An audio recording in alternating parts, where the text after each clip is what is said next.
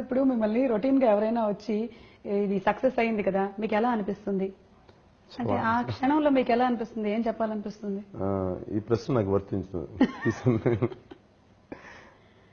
అలా చెప్పలేను సమాధానం. అంటే అంటే ఆనందం అని కలగడానికి ప్రాసెస్ లో నాకు అది అంటే ఒక సక్సెస్ ఎలా వచ్చిందో తెలుసు, ఒక ఫెయిల్యూర్ ఎలా వచ్చిందో కూడా తెలుసు.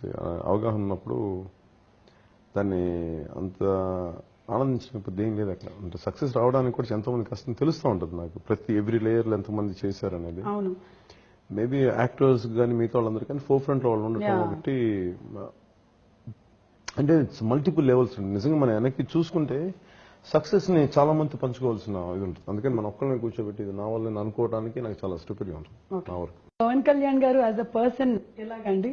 How is he as a person? I think that's a very good quality. What about hits and flops? రెండింటిని ఈక్వల్ గా తీసుకుంటూ అబద్ధం చెప్తానండి. Flops want effect me.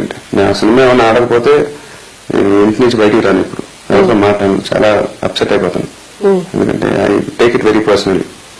And cinema hit అయినప్పుడు చాలా ఆనందంగా ఉంటుంది. ఎందుకంటే మనం ఫ్లాప్ అయినప్పుడు చాలా మంది అంటారండి ఫ్లాప్స్ కి హిట్స్ కి నేను ఈక్వల్ గానే రేట్ ఉంది. అది తప్పదు. ఫ్లాప్ అయినప్పుడు మీరే కాకుండా చాలా మంది లాసెస్ లో ఉంటారు. డిస్ట్రిబ్యూటర్స్ డబ్బులు పోతాయి, ఎగ్జిబిటర్స్ డబ్బులు పోతాయి. It's very sad situation to be very honest. come out of that it takes time and it takes time. 1 week 10 days only, then you try to concentrate on another film, but I get very affected.